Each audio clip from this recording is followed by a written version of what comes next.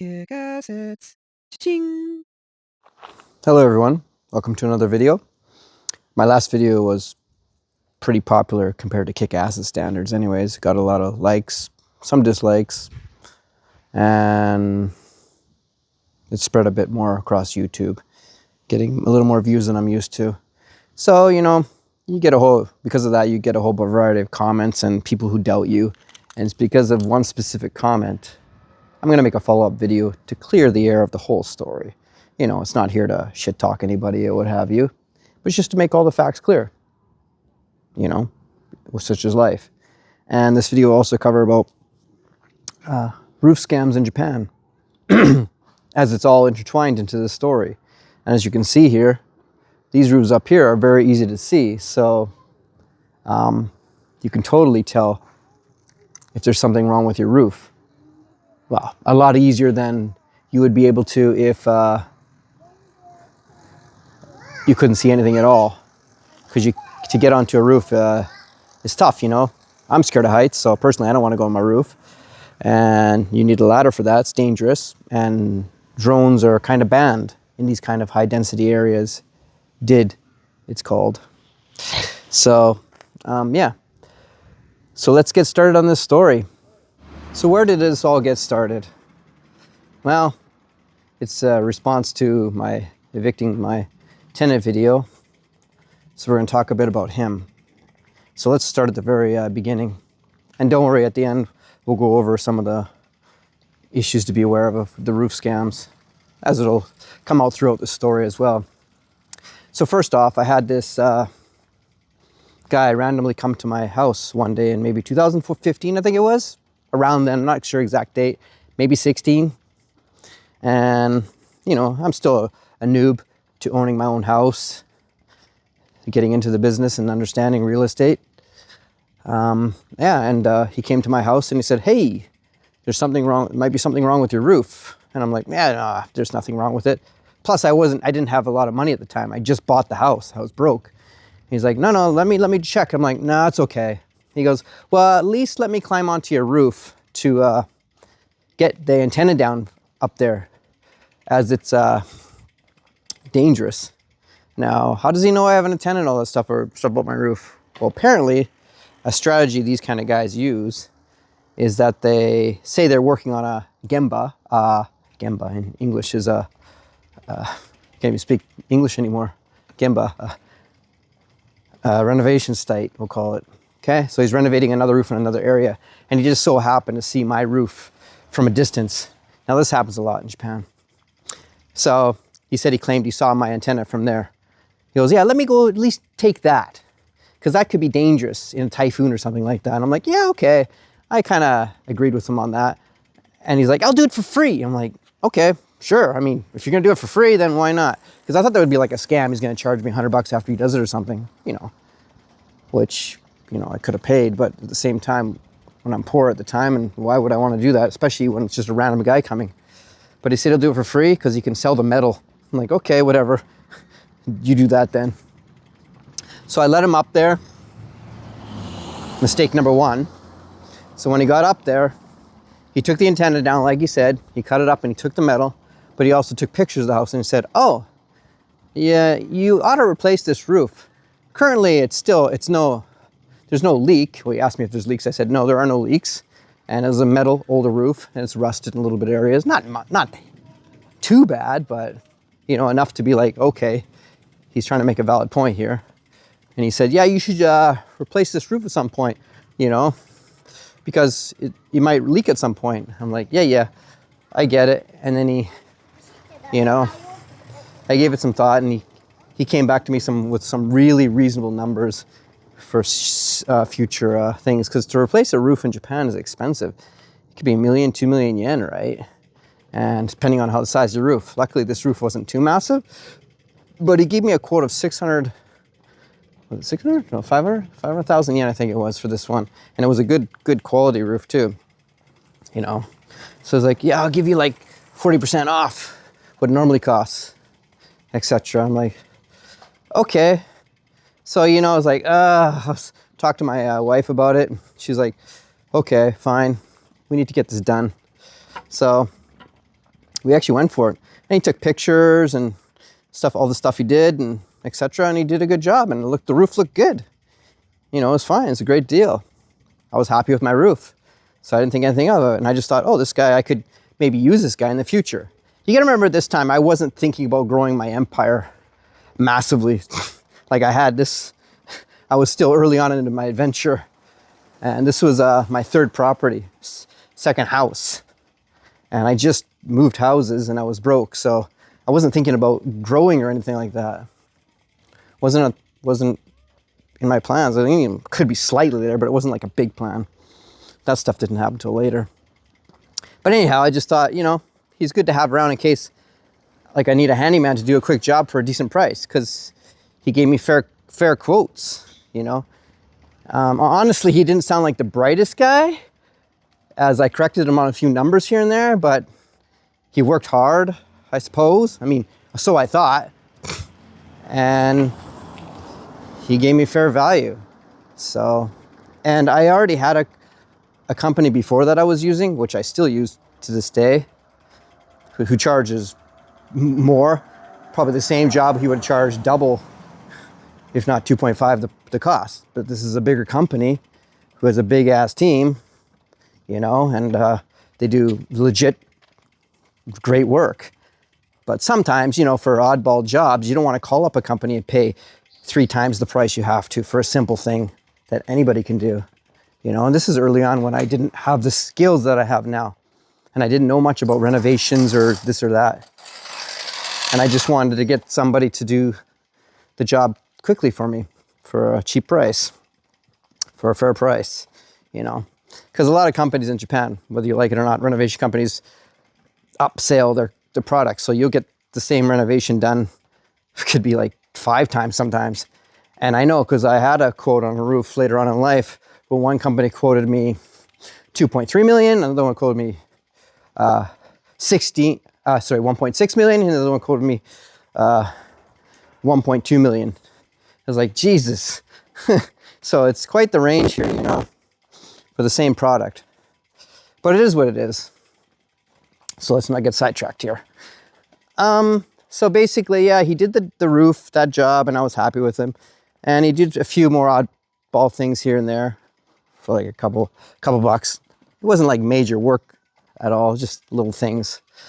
And yeah, he was just in my phone for a while. If I needed something, I'd give him a call, you know. I wouldn't ask him to do a renovation on a toilet, a bathroom, or a kitchen or something like that. He was capable of doing simple grunt work or roofing or outside exterior painting at a decent enough job to get the job done. But anything that required heavy technical skills, he wasn't the greatest at. I mean, it's not like I can do it either, but I'm just saying that's who he was. And he didn't have a team, or so I thought.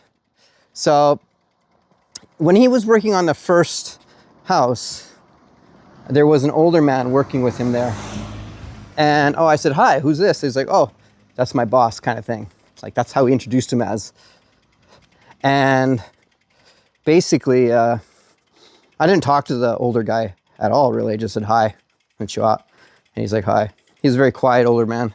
And I think the reason the job honestly was done so well is because of the older man. Not to slight my friend, but the older man in the future, I realized, had the skills. He's the one that had the skills. But yeah, so he said he was his boss. So pay attention to that, because this will come up later in the story. And yeah, so, you know, time goes by and my empire built. And then I suddenly had one of my houses started to leak in the roof. So I gave him a call. And he came to see it. He told me it's probably this. Like, he climbed on the roof and said, this is the issue, etc. Which might have not been actually the truth in the end, but we'll get to that. And basically, he came back to me with a high quote of way higher than the last time. Like, nah, it's a bit too much. Let me just search around for another company just to make sure, you know. I mean, it was a bit too much, because I was actually debating if I should just fix that one spot or replace the whole roof. And I could get a new roof, like I said, for $1 million, but this guy quoted me 800,000 yen. So I was like, I don't know. And I'm like, and then he came back to me. He's like, oh, I talked to my boss. He says, if you decide right now, we'll let you do the roof for 600,000 yen. Now, this isn't replacing the roof. This is just taking all the tiles off. It was a tile Kawada roof. Taking all the tiles off, replacing the wood and the waterproof sheets and putting the tiles back on. It still seemed like a costly job. And I was like, and I was panicking because I had to get the leak fixed because I had somebody living there, obviously. So I did that. And I agreed with him because his boss, he came back to me and says, well, if you decide today, my boss said he'll give it to you for 600,000 yen. It's like, okay. So I went with that. And basically, yeah, they did the job and it was done. The leak stopped temporarily. Blah. Okay. So this is in 2021, maybe? I forgot. Well, let's put it this way. 2020 or 2022 or something like that. 2023? I'm not sure on the dates. It's been a while. It's been a hot minute. It was right before I bought house number 10. Okay, so this guy did this for me. I'm thinking, okay, I'm trusting this guy 100%. I'm starting to have more houses. I might want to make this guy my handyman. So I was thinking about keeping him around to be a handyman. I would still use my professional company for big ass jobs, but this guy for things if I needed help doing stuff because I was getting more busy. And he could be, like I could be the manager and tell him what to do. And, like I could be his boss in a way.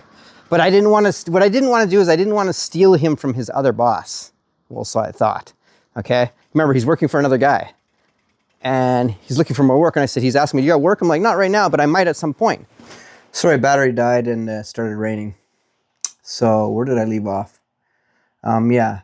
So I figured he might need work at some point. And so it'd be nice to have a contact there. Somebody I could work with on little projects or whatever, Because when you're working inside a budget, you can't just be throwing around big money all the time. And sometimes when you hire a big company, that's what they give you, big quotes. And, I was just starting out. I was starting to build the empire. And yeah, so it'd be always nice to have a handyman guy there to give me a hand on jobs that required 2 people, since it was hard to do everything on my own. Even though I was getting better at it at the time and I can do my own renovations, it'd always be nice to have somebody there, especially doing roof or outside things where I didn't like ladders because I am scared of heights. So, but after fixing that one roof, he had a few things happen. He had an accident at one of his jobs where he caused some problems, damages or what have you, and that should have been a big red flag for me. And he desperately needed money, 200-something thousand yen, which I stupidly lent him because I started to build the trust for this guy. And he seemed like a really legit guy. But, you can never really tell with people. And that's something you learn over life. You can read people, but people, when they want something, they'll be super nice to you. And I always figured give everybody the benefit of the doubt. But yeah, it's my bad. So anyhow, I lent him a 200,000 yen or whatever it was, around that. And he promised paying me back, or at least work it off, right? So there was something there. And then, the house came up where I just bought number 10. And he was, because of the accident at work, I helped him out. He needed a new place to stay, and that's where I let him stay in the house in exchange that he would help me fix that house up a bit, which never happened, unfortunately. And that should have been the next major red flag. He didn't even freaking clean the kitchen, basic things. Like, come on, man. So, and then he had a car accident. And that should have been another red flag. Like, he was saying he had a lot of bad luck in a row, which, hey, you never know. It might have happened, but, and I helped him. I gave him another 6,000 yen, and I helped him out a couple more times after that, and he owed me a bit more money after that. So he owed me rent and a pile of cash for me helping him out. Because I was just trying to do him a solid, and he's done some work for me, and he seemed like a decent guy, and he did a little odd jobs here and there for me beforehand, besides the big roofing jobs. And I just started to build trust with him. You know, that was my mistake. I still trust people. I'm going to give people the benefit of the doubt, but I'm going to be really cautious, and it just saddens me that people would do that. There's no reason to ever do that to somebody else. And no, there's no two sides to this story or lies or this or that. Those things he did, I took him for his word that he was really in trouble, and maybe he was, but he's never made any attempt in the last 3 years to pay any of those loans back and or rent. So at some point you got to realize, hey, something's not right. And excuses only go so far. Because I would try not to get myself in a similar situation. And if I did, I'd be super thankful to the person who helped me, and I'd be trying to get him the money back as soon as I could. And there was none of that here. So I realized, you know, as the red flags added up and the time went on, I realized I was getting played, because nobody could have that much bad luck. I mean, especially even recently when I've been cleaning out the house and saying, here's your stuff here. I took pictures of it. I organized your things. Please take this out of the house. And he still plays the victim. It's like, I have the stuff here. Just get it out. How hard is that? So I've been doing that for the last month. And yeah, it is what it is. So basically, back to the story. He had those things. He moved into the house. And after about 3 months, after he fixed that one leaky roof, it started leaking again. I'm like, what the heck? Why is it leaking? And I called him in to go, and he kept making excuses why he couldn't go. And it's like, it's getting ridiculous. Okay, this is just not, it's uncalled for. You promised to at least figure out why. Because when you first get your estimates, right, they tell you, this is the reason it leaks. Here's where it is. So I paid him to fix not only that, but the entire roof. That way there would be nothing. And the fact that it's leaking, even after I didn't just use the one spot to fix, I chose the whole roof to be replaced with new wooden rain sheets, waterproof sheets, and it's still leaking? Something wrong here. So then he started making other excuses why it could be leaking. And I'm thinking, well, you gave me a quote and a specific reason why it's leaking, so you were wrong. And of course, he doesn't care about that. The job's done. He's been paid. That's all he cares about. Even though he famously quoted me at the beginning of all his jobs, the good thing about hiring us is we'll be there for you at the end. Don't trust those companies. We'll give you upkeep for the rest of your life. I'm like, which never happened. So, yeah, the leak continued on. Now, it wasn't leaking all the time, and the roof wasn't caving in, which, you know, it sucks. But because I had tenants living there at the time, it was really hard for me to actually get up there and do something, you know. And obviously, as a landlord, you want to give your tenants the best thing you have. But it was a combination of those tenants having the pressure of wanting it done, and him knowing that. And I was in a jam. I couldn't choose the right company at the time to make the right quote, which I should have done. I should have done that. Lesson learned. Never do that again. If it's a couple professional companies, 100%. But, you know, I'm not saying this guy can't do a good job. He has did one of my other roofs where there's been no leaks. But I think he didn't find the correct reason why it was leaking. And it wasn't leaking because of that leak.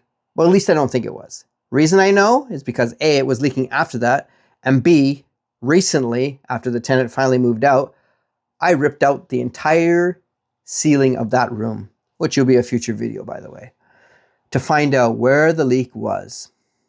And there was no leak.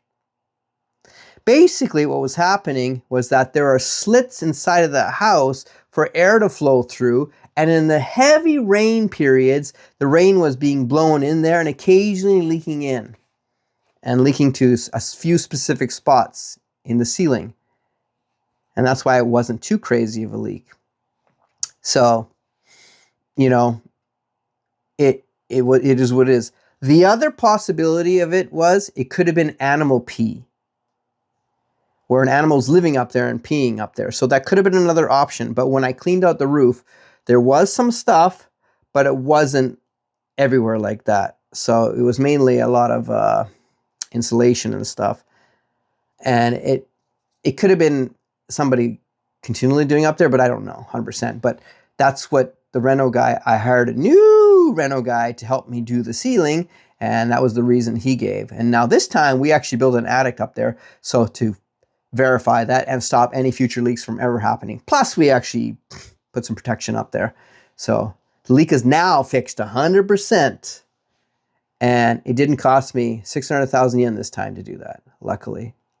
So that's good to know that, you know, I fixed the problem here. But it's sad to know that he was basically just winging it, which, you know, as salespeople, they tend to do that. And that's, you got to be careful with a lot of renovation companies and guys here. They wing situations where they give you a rough estimate, especially when it comes to water leaks and leaks. Not only roofing, but also pipes outside. You get big ass quotes. You know, I had a quote to fix one of my pipes outside that would have cost me 400,000 yen. I'm like, he didn't even come in and do a proper check.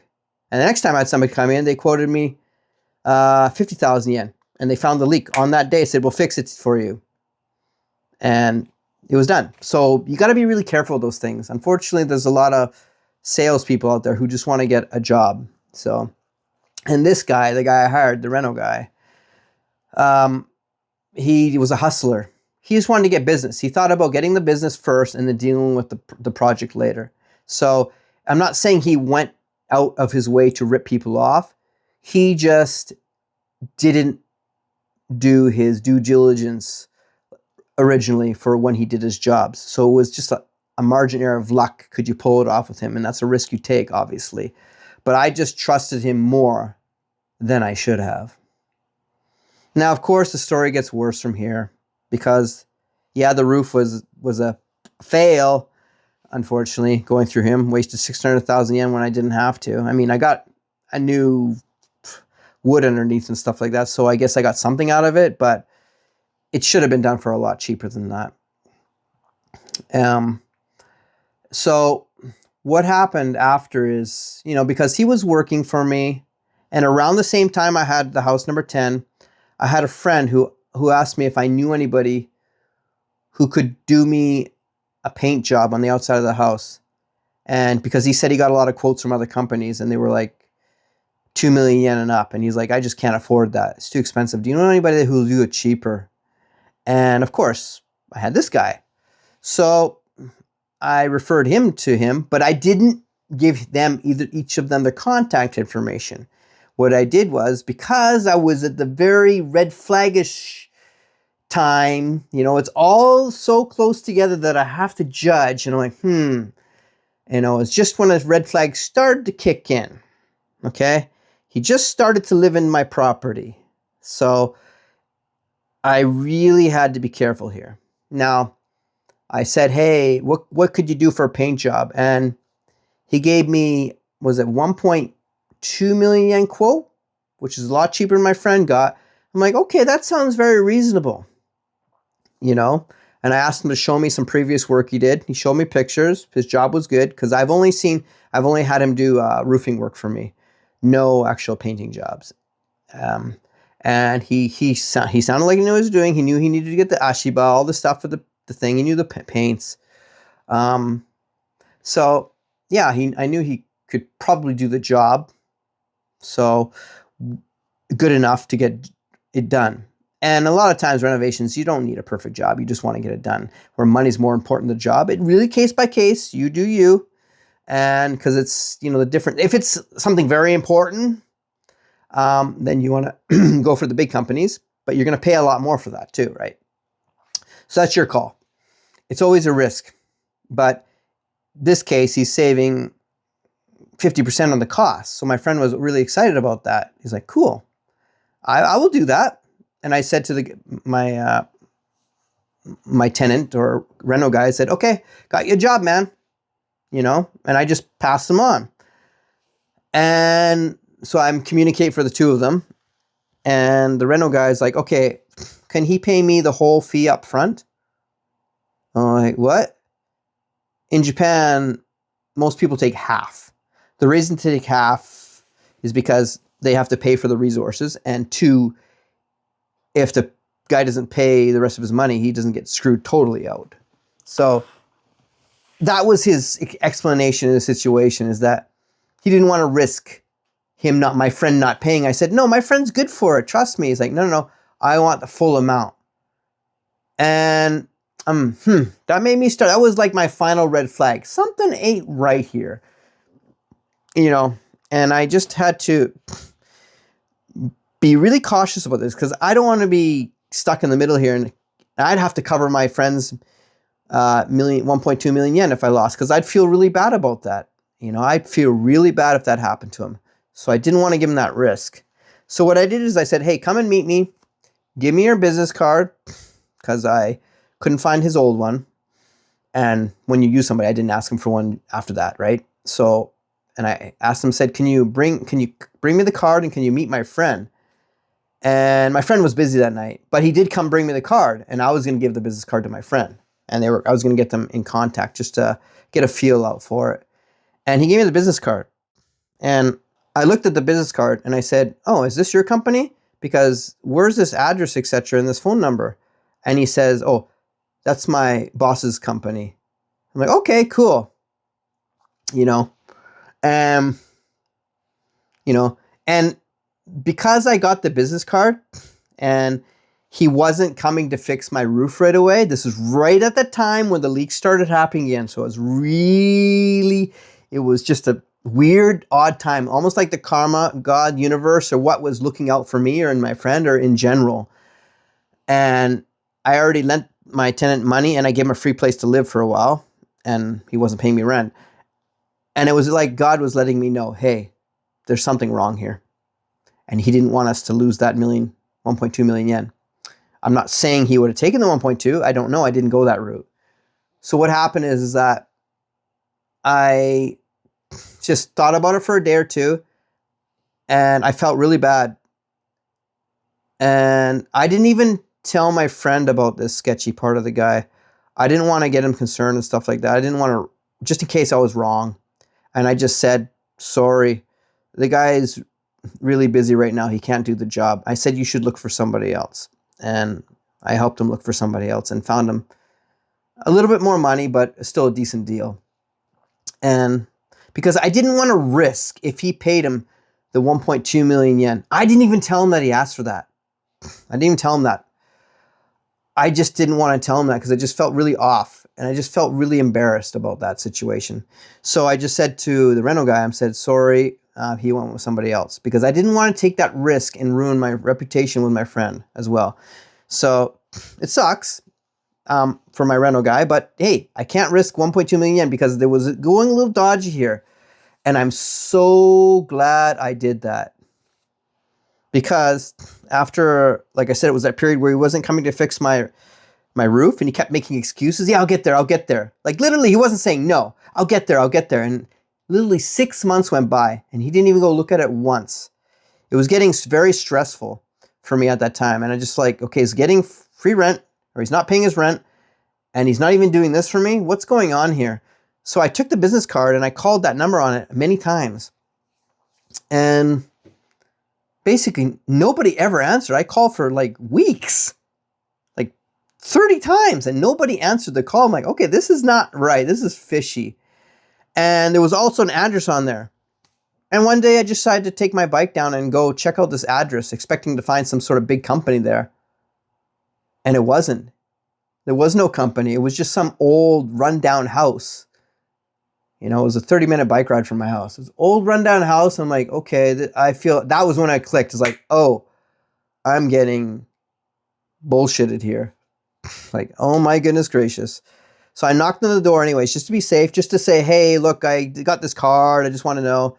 And some young guy answered the door, luckily. And I said, oh, sorry to bother you. I just showed him the card and everything. So he's like, oh, hold on a second.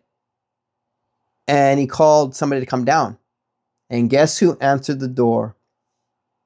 It was the old man I only met a couple times. And I said, hey, how you doing? I've been calling you this number so many times, but nobody answered. He's like, oh, yeah, we screen our calls. I'm like, okay, that was really odd. I don't quite get that, even though I left messages and stuff like that. It was just odd. I still don't understand that. This is just to this day. Maybe there's more to the story. I don't know. And anyhow, I said, hey, the guy, I'm not going to give his real name. I'll call him Nakagawa. I said, Nakagawa gave me this business card. And he hasn't been doing the roof that you guys worked on. Because you got to remember, when he did this roof, I thought he used the old man to help him do that. Nope. Nakagawa, the guy who lived in my house, did it all on his own. I'm like, what? What are you talking about? It's like, didn't you negotiate the price to 600,000 yen? He says, no, I don't even know what you're talking about. I'm like, excuse me? What are you saying? And it turns out that Nakagawa was doing the job on his own. He negotiated that price. He used that boss guy as an excuse.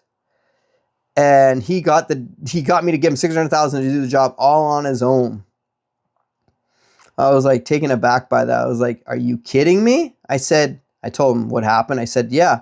I said, aren't you his boss? Didn't he show you the deal? He's like, no, I'm not his boss. I'm like, what the hell? Turns out this guy isn't his boss. It turns out Nakagawa was his boss, pretending to be the worker of him. And the old guy was like, yeah. I said, well, whose business card is this? He goes, oh, it's mine. I'm like, then why is he using that? He's like, oh, he's just using it on his own to get business. I said, did you allow him to do this? Like, no. So something weird there. Really, really weird. I still don't know to this day. So, and the old guy seemed like a nice guy. I even hired the old guy once for one job, and he did a good job. I hired him to do some wallpapering for me just to test him out. And he did old style that I'm used to, but he did a decent job at it, you know, because most people use machines. He actually used the actual paintbrush to paint the glue on. It's like, wow. But he did a good job.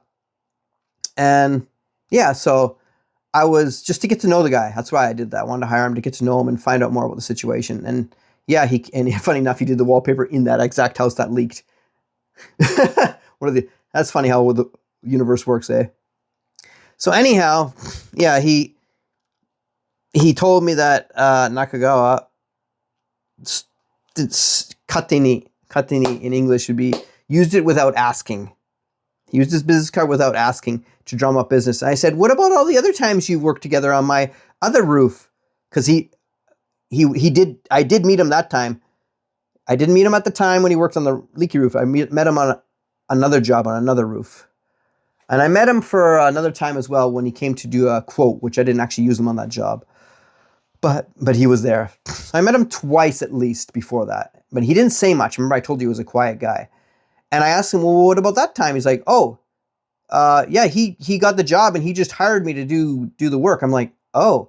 So what it turns out to be is that Nakagawa, the guy renting from me, finds jobs, and then he hired this old man as his lackey to help him out do the jobs. And I said, well, why don't you do that more often with the guy? He's like, oh, he doesn't pay me much. He gives me like minimum wage, and I'm better at the job than he is.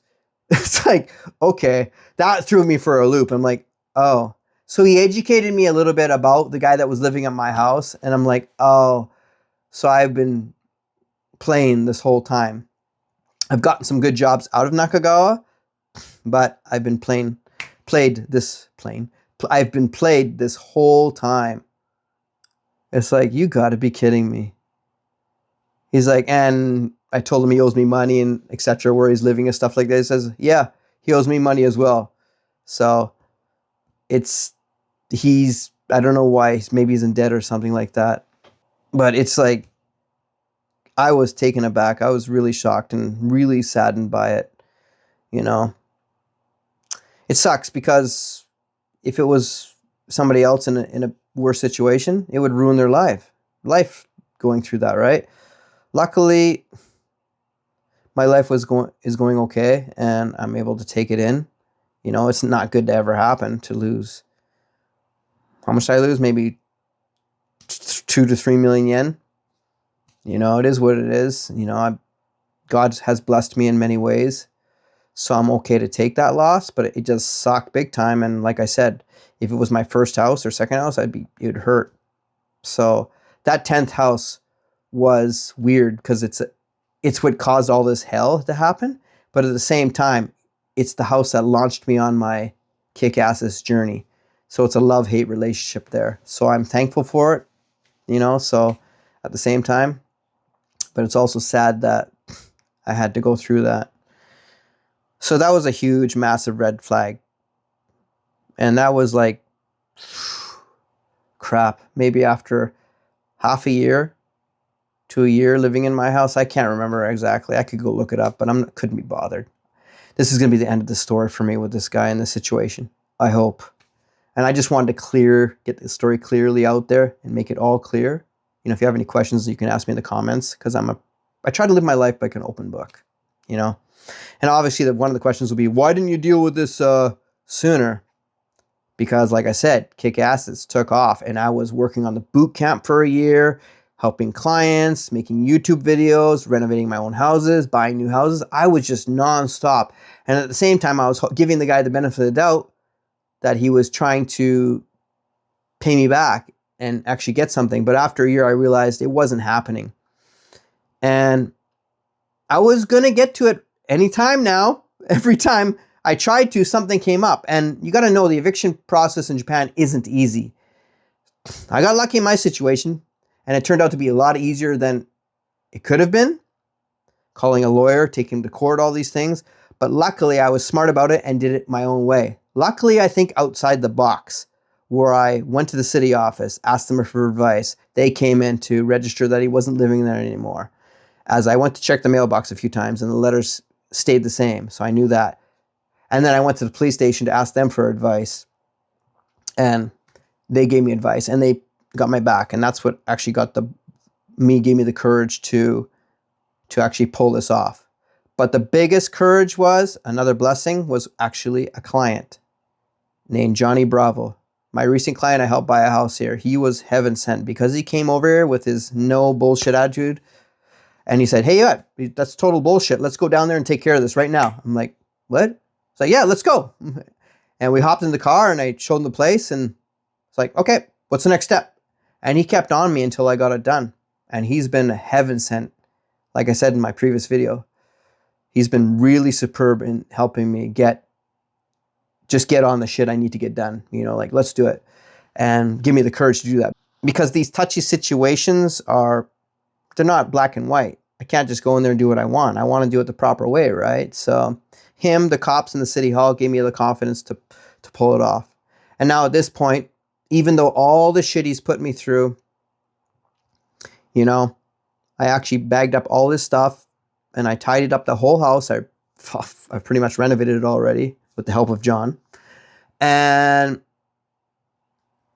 John helped me move all the stuff. We threw some stuff out the dump. We cleaned the whole place, and I bagged all his clothes and all the stuff, organized everything, got rid of the stuff he didn't need for sure, and all the trash, because it wasn't as bad as it could have been, but it was a lot to do. And I messaged him. I said, here's your stuff. Come and get it. And it's been a month, and he still hasn't picked it up. So I'm at the stage where, like, what am I supposed to do? You know, it's like the police said, just throw it away. They gave me the permission to throw it away. But it's like, I feel so bad. Like, even after all the crap he put me through, I'm still willing to keep his stuff for him. And I've given him weeks, many warnings. And he's like, yeah, I'll get to it. And he hasn't picked it up yet. So how many more weeks should I give him? How many more weeks would you give him? What would you do in that situation? You know, I hate being an asshole. I really do. But I'm at my limits here, and I just want to move on to the next chapter of my life. So, sorry for this long, crazy-ass story, and maybe I missed some stuff, but I just want to clear stuff. And the guy that said in the comment earlier on that caused me to make this video that he lies, I lie. No. I will never lie big lies like that, okay? Or at least I hope I'll never do that. I may not say you're fat or ugly, but I just want to keep keep it real. And my YouTube channel here is as real as I can be. You know, I know a lot of people fake their lives on YouTube, and I'm not faking my life ever here. You know, I'd like to joke around and have a good time, and I don't tell you everything in my life, and there's negative things that happen that I keep to myself. It's not all roses and cherries and what have you, but I'm blessed, and it's pretty damn good. I'm happy, you know. I just don't need to share everything with you guys. But this is a big story, and you know, I could add more to it, but I'm not going to. It's already been long enough. But I just want you guys to know that I'm trying to do my best as a human being here to help people out, keep things honest. And it's not for the views. It's not for clickbait and all that stuff. Luckily, my material is naturally clickbaity because the stories are so insane. But that's not the plan. I would like to grow naturally without being that way. You know, YouTube is a strange monster. You kind of got to be salesy and fakey and stuff like that. And I'm not that person. I'm trying to add 10% to it, but I just don't feel comfortable, if I'm being honest. So, yeah. I don't know if I missed anything, but it just, you know, it's crazy. Just gives you food for thought. So, people out there, just be careful, okay? Be careful what you get yourself into. Sorry about the long part. Now to the meat of this. I had my story plus things you got to be careful of. So basically a common scam is after searching some YouTube and seeing what else happened out there, your roof is damaged. A common scam is a question here in Reddit. Yeah, it is. I get guys coming to my door 3 to 4 times a year saying that a side of my house is damaged, and or I've been working down the street at another property and I saw that you had some damage on your roof over there. They come over and, you know, they try to bullshit you to get business from you, which is sad. Now I know. So be warned, everybody. Don't fall for that. And they try to create some false narrative or some BS, and they attack older people because they believe that stuff. And I have somebody I know who fell for that.